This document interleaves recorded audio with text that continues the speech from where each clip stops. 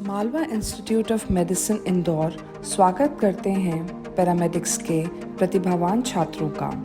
Bachelor of physiotherapy, BMLT, medical lab, OT technician, CT scan, MRI इत्यादि क्षेत्रों में अपनी पहचान बनाएं। शेल्बी द्वारा अनुबंधित एवं पैरामेडिकल काउंसिल भोपाल द्वारा अधिकृत मालवा इंस्टीट्यूट ऑफ मेडिसिन की शहरी फैसिलिटी आपको नए करियर विकास की संभावनाओं से अवगत कराती है।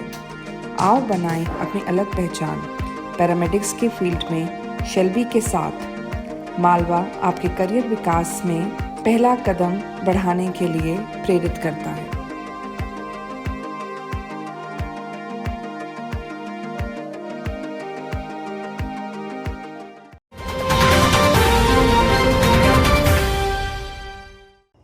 गुरु पूर्णिमा पर्व 13 जुलाई को मनाया जाएगा। खंडवा के श्री दादाजी धाम में गुरु पूर्णिमा पर्व इस वर्ष 3 दिवसीय 12 से 14 जुलाई तक मनाया जाएगा। पर्व को लेकर श्री दादाजी धाम में तैयारियां भी शुरू हो गई। धुनी माई की ऊंचाई भी बढ़ाई जा रही है। वहीं भक्तों को दर्शन के लिए रेलिंग लगाने का काम भी शुरू हो गया। वहीं श्री दादाजी धाम में चढ़ाए जाने वाले निशानों को लेकर महाराष्ट्र के विभिन्न शहरों से भक्तों के दल भी रवाना होना शुरू हो गए। कोरोना काल के चलते 2 साल से श्री दादाजी धाम में गुरु पूर्णिमा पर्व सादगी से मनाया जा रहा था। बाहर से आने वाले भक्तों पर भी प्रतिबंध लगा हुआ था। इस साल कोरोना के मरीज मिलना शुरू हो गए हैं, लेकिन कोविड गाइडलाइन तय नहीं हुई, जिसके चलते माना जा रहा है कि इस साल श्री दादाजी धाम में गुरु पूर्णिमा पर्व पर कोई प्रतिबंध नहीं रहेगा। 3 दिवसीय पर्व के दौरान 5 लाख से अधिक श्रद्धालुओं के आने की संभावना जताई जा रही है, जिसके चलते श्री दादाजी धाम में तैयारियों का दौर शुरू हो चुका है। यहां 5 नंबर गेट से भक्तों को जिग-जैग रेलिंग के माध्यम से प्रवेश दिया जाएगा। इसके लिए रेलिंग लगाने का काम शुरू हो चुका है। 4 फीट बढ़ाई धुनी माई की ऊंचाई। श्री दादाजी धाम में दर्शन के साथ ही धुनी माई में हवन का भी महत्व है। गुरु पूर्णिमा पर भक्तों द्वारा धुनी माई में नारियल हवन सामग्री चढ़ाई जाती है।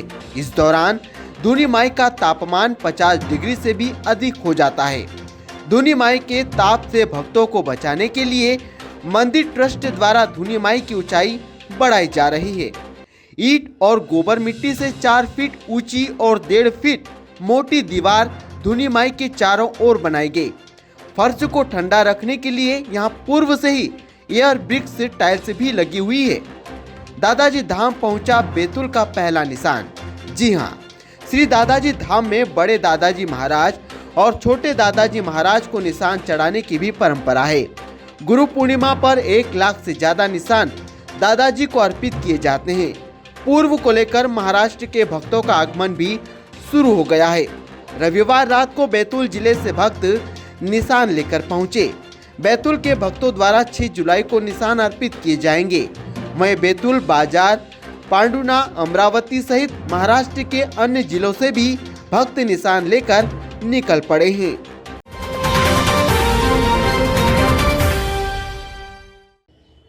मध्य प्रदेश निकाय चुनाव के लिए जैसे जैसे वोटिंग की तारीख नजदीक आ रही है, वैसे वैसे चुनावी रोमांच भी बढ़ता जा रहा है।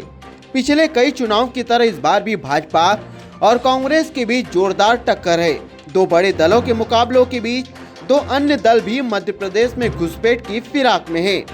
वहीं AIMIM और आम आदमी पार्टी दोनों ही दलों का पहले मध्य प्रदेश से कोई खास लगाव नहीं था, लेकिन स्थानीय निकाय चुनाव में दोनों ने अपने अपने प्रत्याशियों को मैदान में उतार दिया है।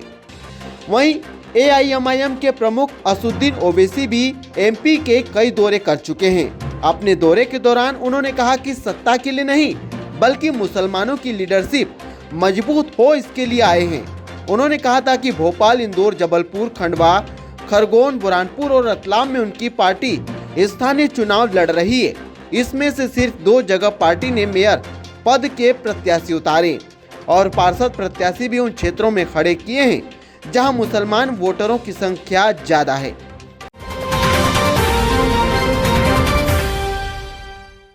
आम आदमी पार्टी की जिलाध्यक्ष महिला मोर्चा मलाइका देवनाथ ने एक आदमी की सरेआम पिटाई कर दी क्योंकि उनकी पार्टी का गमछा और टोपी पहना एक आदमी दारू की बोतल लेकर माता चौक पर दारू पी रहा था।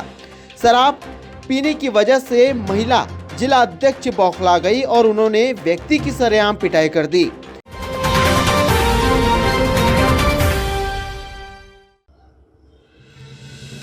कांग्रेस के ऐसे समर्थित प्रत्याशी जो पंचायत चुनाव में जीत गए हैं, उन्हें कांग्रेस नगरीय निकाय चुनाव में फील्ड में दौड़ाने की तैयारी कर रही है। हालांकि प्रत्याशियों की जीत की अधिकृत घोषणा भी बाकी है, लेकिन जहां जहां पार्टी जीत का दावा कर रही है, उस क्षेत्र में प्रत्याशियों को फील्ड में उतारने की ताकीद अरुण यादव ने नेताओं से की है। दरअसल एक दिन पहले कांग्रेस प्रदेश अध्यक्ष कमलनाथ के साथ बुरहानपुर आए, यहीं रुक गए थे। एक निजी होटल में सोमवार को सुबह रवाना हुए।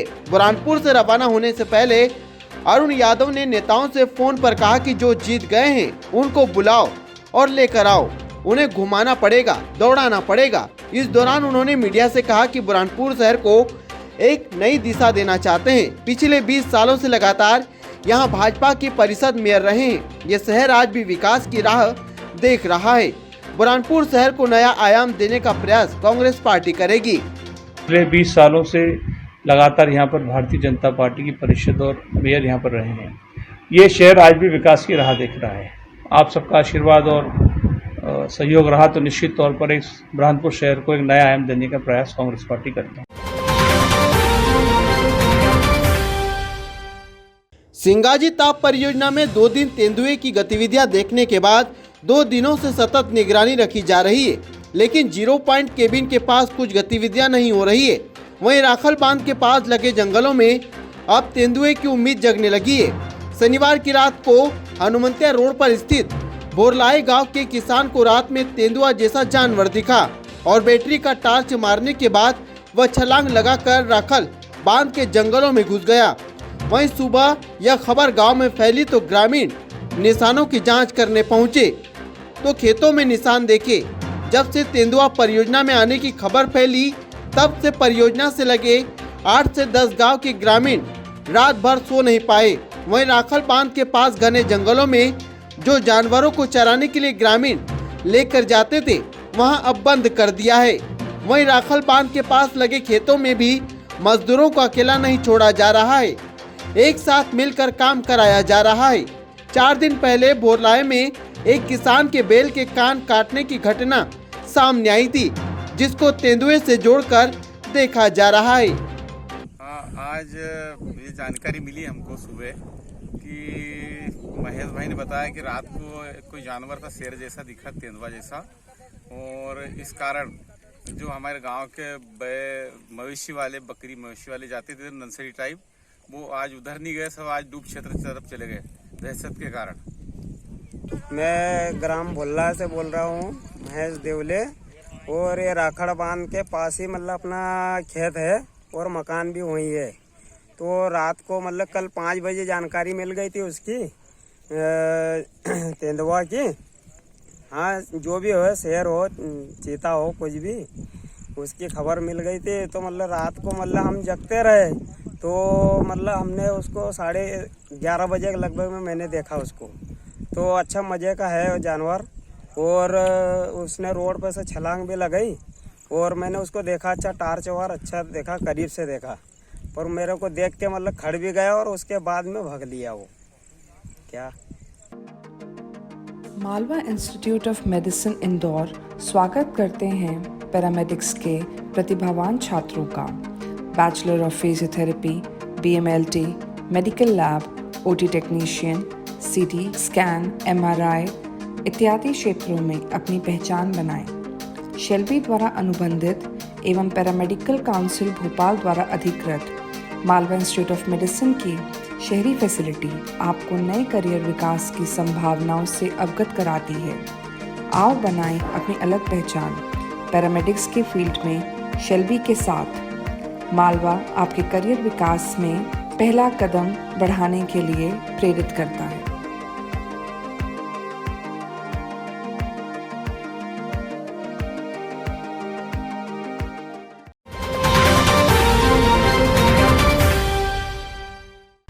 मध्य प्रदेश के बिजली उपभोक्ताओं को 3 महीने बाद एक बार फिर महंगाई का करंट लगा है।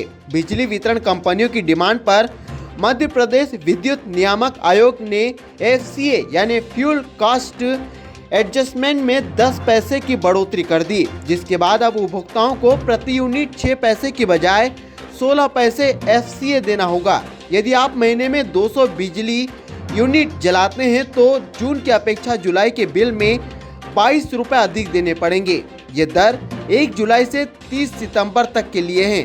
हालांकि 100 यूनिट तक बिजली की खपत करने वाले उपभोक्ताओं को फिलहाल 100 रुपए ही देने होंगे, क्योंकि इसकी भरपाई सरकार बिजली कंपनियों को सब्सिडी देकर करेगी।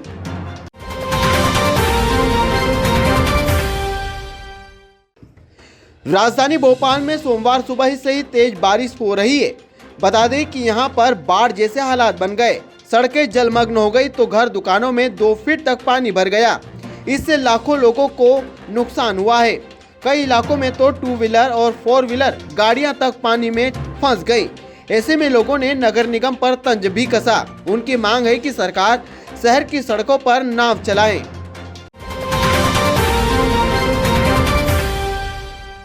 जिले में चुनाव प्रचार खत्म होने के बाद आबकारी विभाग ने शराब दुकानें सील कर दी, जिससे मतदान के समय बिक्री पर रोक लगाई जा सके। बता दें कि जिला प्रशासन ने मतदान से 2 दिन पहले शराब दुकानें बंद करने का आदेश दिया है। वहीं शांतिपूर्ण चुनाव कराने को लेकर पुलिस प्रशासन पूरी तरह अलर्ट है, जिससे कोई भी ऐसी अप्रिय घटना न घटे जिसके कारण शहर का माहौल खराब हो।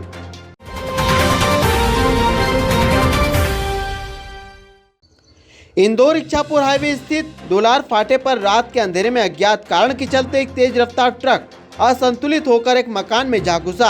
अच्छी बात यह रही कि हादसे के दौरान कोई भी ट्रक की चपेट में नहीं आया। ट्रक चालक हादसे में घायल हुआ है, साथ ही मकान भी क्षतिग्रस्त हुआ। हादसे के बाद मौके पर ग्रामीणों की भीड़ लग गई और पुलिस ने इस मामले को संज्ञान में लिया है।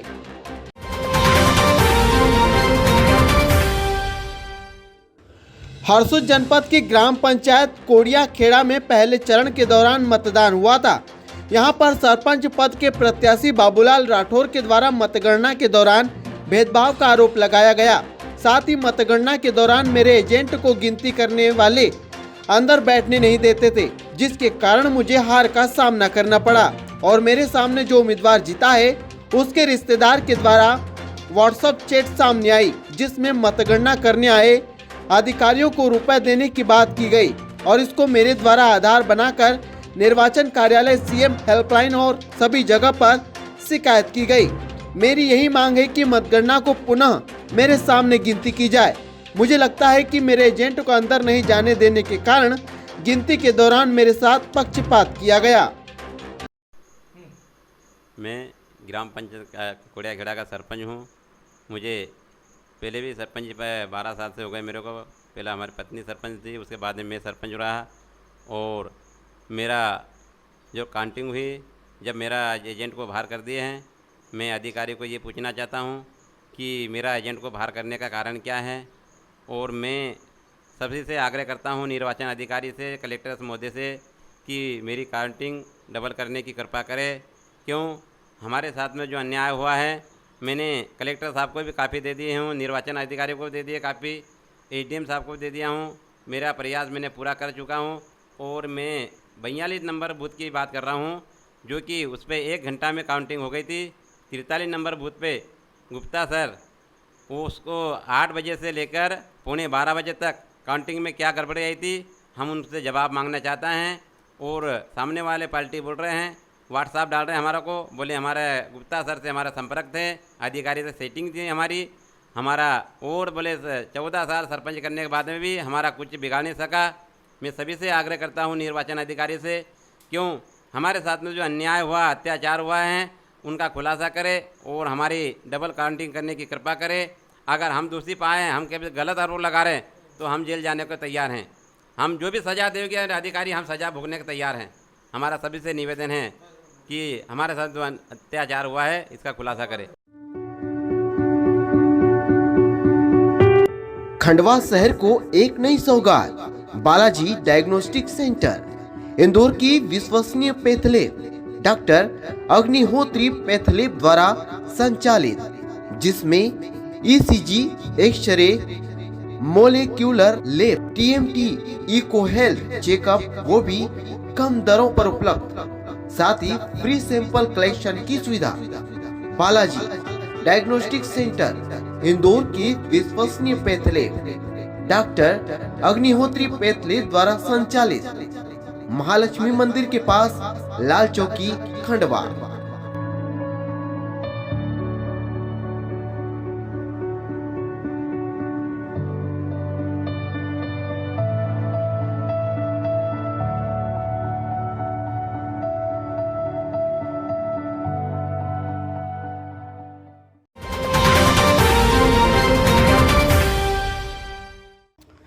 खंडवा शहर में आज चुनाव प्रचार प्रसार थम चुका है। बीजेपी ने आखिरी दौर में महापौर प्रत्याशी अमृता अमर यादव के साथ महा जनसंपर्क किया, जिसमें भारी भीड़ देखने को मिली। हालांकि दोनों पार्टियां अपनी जीत का दावा कर रही है, लेकिन शहर की जनता किसे चुनकर मैदान में लाती है, देखना भी दिलचस्प होगा।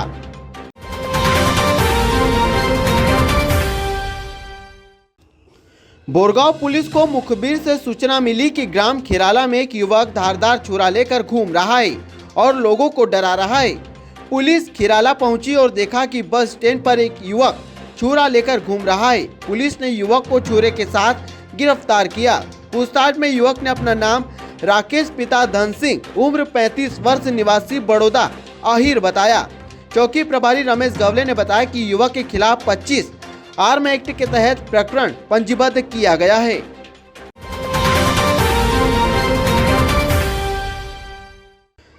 लायंस क्लब खंडवा द्वारा मतदान जागरूकता कार्यक्रम किया गया। जानकारी देते हुए नारायण बाहेती ने बताया कि अध्यक्ष अखिलेश गुप्ता, सचिव राजीव मालवीय, कोषाध्यक्ष घनश्याम वाधवा के नेतृत्व में मतदान जागरूकता कार्यक्रम का आयोजन किया गया। वहीं अध्यक्ष अखिलेश गुप्ता ने स्वागत उद्बोधन देते हुए कहा कि लोकतंत्र में एक एक मत का अहम योगदान है। अपने मत के अधिकारों को जानें और स्वयं के विवेक एवं इच्छा शक्ति से मतदान दिवस के दिन मत का अवश्य प्रयोग करें।